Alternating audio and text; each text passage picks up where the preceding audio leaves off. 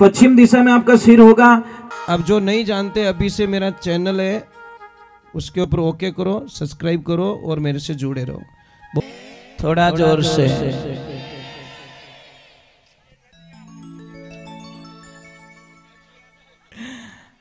देखो मेल तो बराबर हो गया भाई, नदी तो है, गांव भी यही है। चलो राधे राधे, थोड़ा जोर से बोले।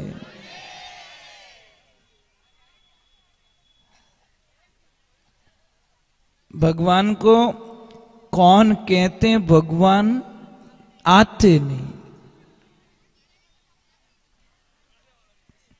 आगे तो सब जानते, हम मीरा के जैसे बुलाते नहीं।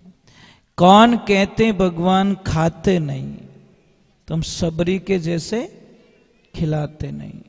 कौन कहते भगवान सोते नहीं, यशोदा के जैसे सुलाते नहीं। अब देखिए ये छोटे छोटे बच्चे हैं, मतलब ये किरतार ने इनके रूप को देखिए। अब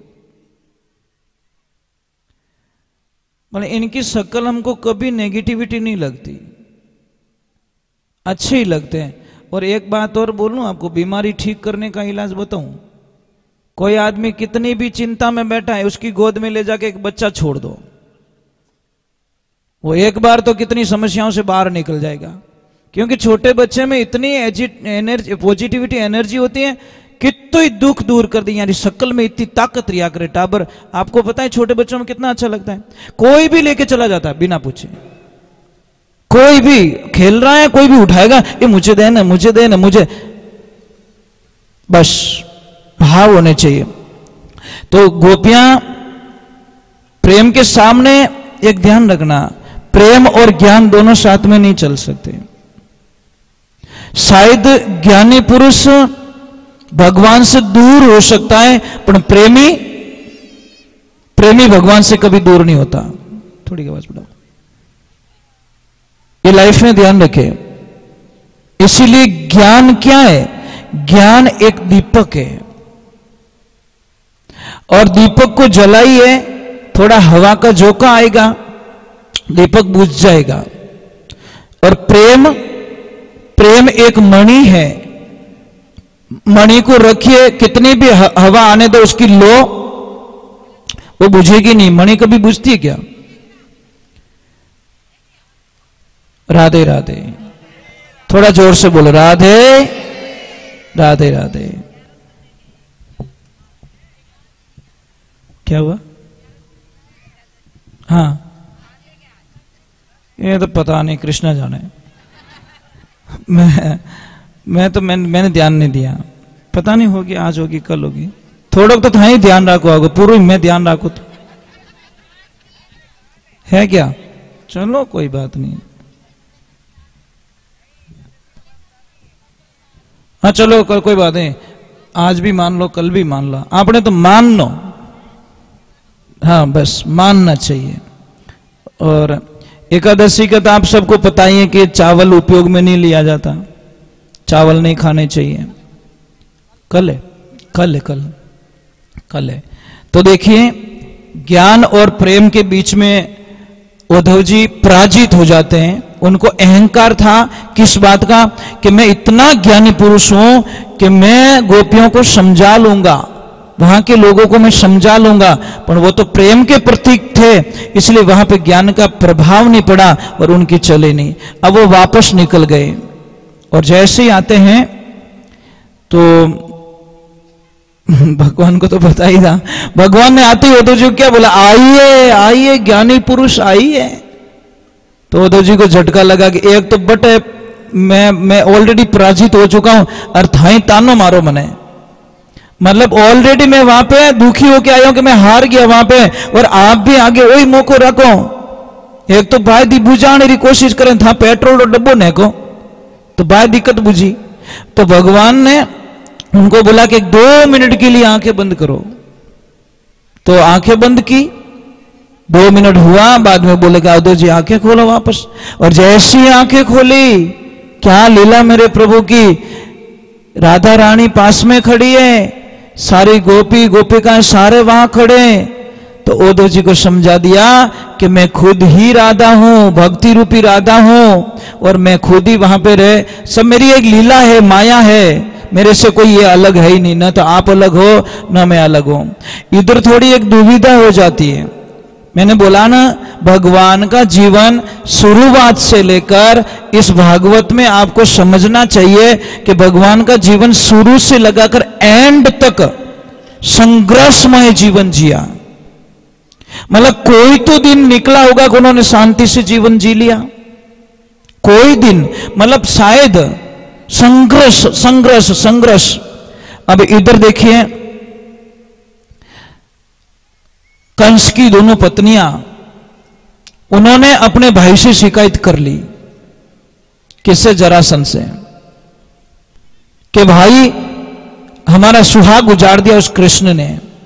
अस्थि और प्रस्ति थी, दोनों ने जाकर शिकायत की। भाई को इतना गुस्सा आया, इतना गुस्सा आया कि 23 यक्षोहणी सेना लेकर मथुरा पे आ गया कि अभी तो कृष्ण का एंड है, बस दूसरा कुछ नहीं है। पर भगवान तो भगवान है। बलराम जी ने बोला कृष्ण युद्ध कैसे करेंगे? कि भैया युद्ध तो हमको करना ही है, सबका विनाश तो करना ही है, पर एक काम हमको करना पड़ेगा। कि कैसे? कि हम सबको मार देंगे, जरासंध को मारना नहीं है। अगर जरासंध को मारेंगे तो मामला गड़बड़ हो जाएगा। कैसे? कि जरासंध को हम छोड़ देंगे, तो उसको गुस्सा आएगा, फिर बचे हुए राक्षसों को लाएगा, फिर हम मारेंगे, फिर लाएगा, फिर हम मारेंगे, क्योंकि हम तो ये काम करने के लिए आए, और जरासंध हमारा निमित्त बनेगा। उद्धार करेंगे, उनको लाना ही पड़ेगा, क्योंकि वो उसको जिंदा छोड़ेंगे तो लाएगा, उसको मार दे तो लाएगा कौन? वो फिर जाएगा, फिर प्रतिशोध की ज्वाला उसके दिमाग में रहेगी, फिर आएगा, फिर हम मारेंगे, उसको बार बार छोड़ते रहेंगे।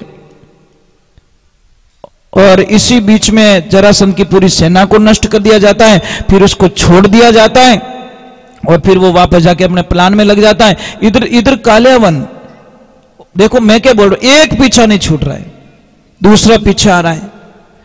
तो भगवान ने अब मारे किससे उसे?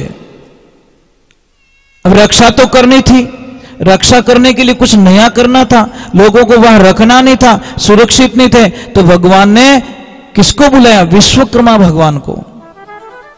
और विश्वकर्मा भगवान को बुला के बोला कि एक ऐसी नगरी की रचना करो, ऐसी नगरी बनाओ जहां पे हमारी ये नगरी सुरक्षित हो सके।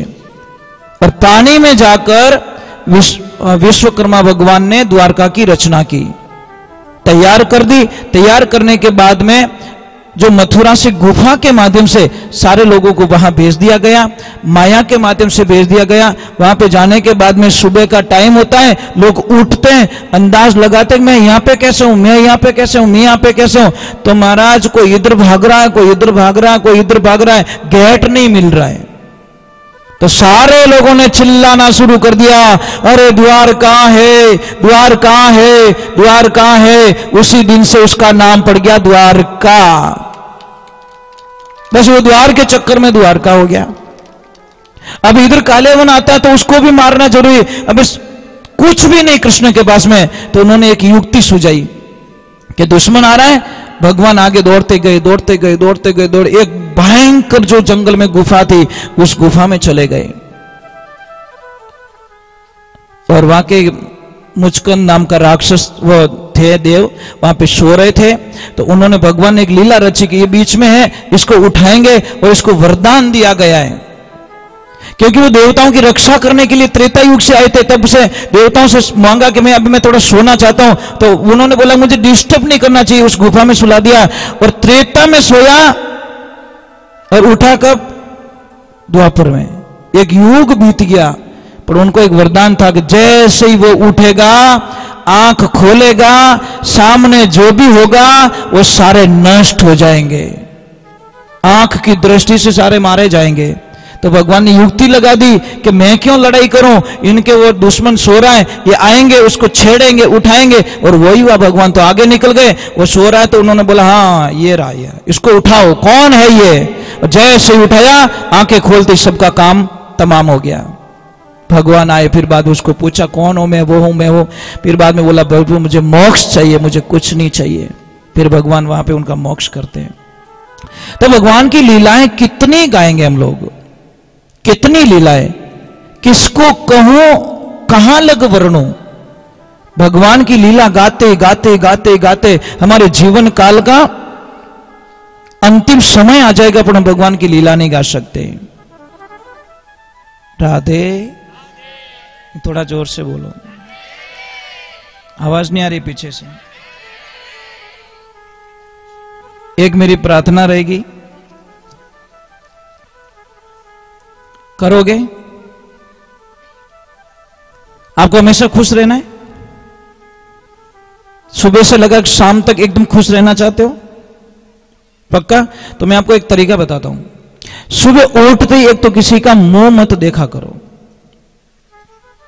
तो પછી कई लोग बोले महाराज कहीं भीत देखो। भाई कोई जो नेगेटिविटी वाले हमको ऐसे प्रश्न करते तो देखो कहीं। अरे मैं ये नहीं कह रहा हूं हेमुटो ही नहीं देखना, मेरी बात पूरी नहीं होती तब तक तो काम चला देती सरकार। सुबह उठते ही 2 मिनट के लिए अपने बिस्तर पे बैठ जाओ। अगर आप उत्तर दिशा में सिर करके सो रहे हो तो साहब बड़ी बीमारी के कारखाने बन जाओगे आप। पश्चिम दिशा में आपका सिर होगा तो भी आपको एनी टाइम कुछ न कुछ नुकसान होगा। आपका सिर होना चाहिए पूर्व या दक्षिण। समझ में आ रहा नहीं? या तो दक्षिण में मुंह करके सिर करके सोना चाहिए, या फिर आपको पूर्व दिशा में जिधर से सूर्य भगवान निकलते हैं उस दिशा में सिर करके सो। आपकी बहुत अच्छी समस्या खत्म हो गई। एक जो घर में पिलर होता है, आडो पिलर आवे नहीं, ये क्या कहते हैं उसको, बीम बीम, उसके नीचे कभी मत सोया कीजिए। पलंग के नीचे कोई चीज नहीं होनी चाहिए, नहीं तो पति और पत्नी के बीच में एनी टाइम झगड़ा होता रहेगा। बजने वाली चीज बिल्कुल पलंग के नीचे अलाउ नहीं है, ये ध्यान रखना।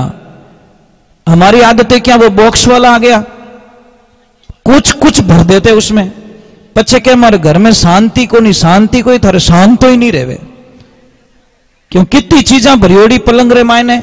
आप बिस्तर डाल सकते हो वहां से ज्यादा, परंतु पलंग के जो नीचे की जो साइड होती है वो एकदम नीट एंड क्लीन होनी चाहिए।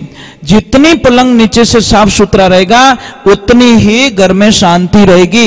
अगर पति और पत्नी दोनों के बीच में छोटी छोटी बातों पे झगड़ा हो रहा है तो कुछ मत करो, हंस और हंसनी का जोड़ा वाला फोटो आप अपने रूम में लगा दीजिए दीवार पे। उठते ही वो जोड़ा दिखे, आपके दोनों प्रेम के प्रतीक बन जाओगे। अगर किसके घर में धन की कमी है तो सिंगल हंस का जो पोज आता है, फोटो आता है, आप बोलोगे फोटो से क्या होगा? फोटो से बहुत कुछ हो जाता है, आप कल्पना नहीं कर सकते। सिंगल हंस का जोड़ा आता है, सिंगल हंस, डबल नहीं होना चाहिए। जिसको धन की कमी है वो सिंगल हंस, उसको पूर्व और उत्तर की दीवार पे बीच में आप कहीं पे भी लगा सकते हो, बैठक रूम में लगा सकते हो, अपने हॉल में लगा सकते हो, या फिर परिवार में छोटी छोटी बातों पे झगड़ा होता है तो पूरे परिवार की एक फोटो खिंचवाओ, पूरे परिवार की, छोटे बच्चों की, आपकी। पर 1 सेकंड के लिए मुस्कुरा जाना, और नहीं हंसना हो तो कोई गिली गिली कर दीजिए पाड़ोसी, ताकि वो 1 सेकंड के हंस जाए और फोटो।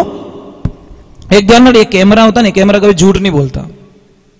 एक कोई दादाजी फोटो खींचा, फोटो वाला के हटे तो कि कहीं रियो कि तने 1 रुपया नहीं दूं, कि क्यों, कि मारो फोटो एडो क्यों आयो।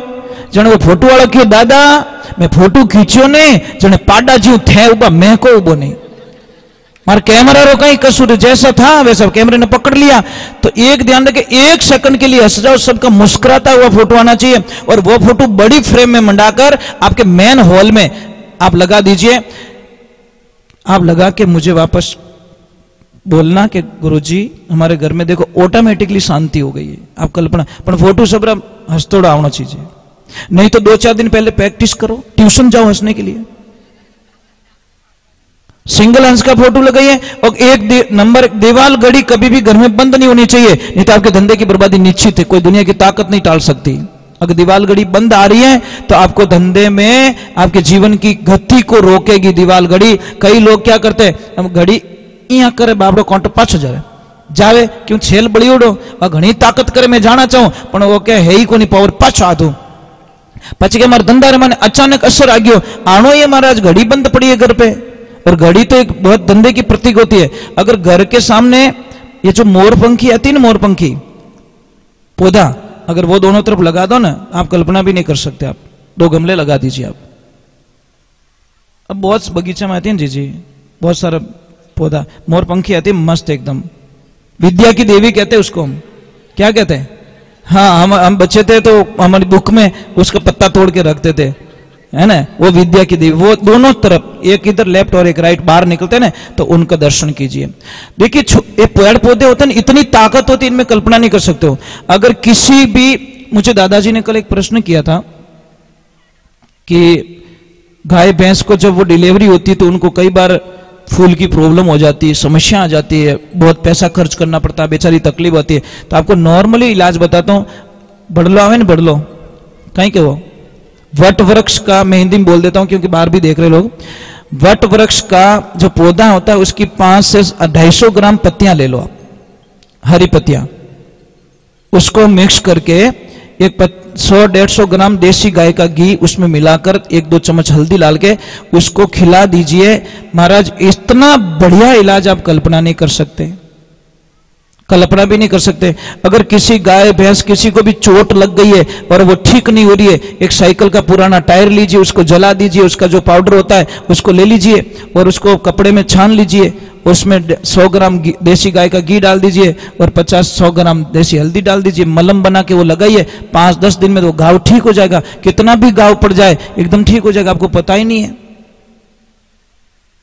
बहुत सारी चीजें होती है हमारे साथ में होती है हमारे पास में होती है पर ज्ञान नहीं है और नहीं होने के कारण हम बहुत सारी समस्या होती है। अगर किसी भी बच्चे को पढ़ाई में मन नहीं लग रहा है तो आप दक्षिण और पूर्व की दिशा में उस बच्चे को वहां पे अध्ययन कराओ बच्चा बड़ा होशियार होगा पढ़ाई में मन लगेगा। समझ में आ रहा है नहीं आ रहा कपूर। हाँ घोड़े के लिए इलाज है मैं बताऊंगा आप भाई आप नाच रहे तो आपको बताना भी जरूरी है। गोडा तो अटी दुका ऊपर से याद करो। राधे थोड़ा जोर से बोलो।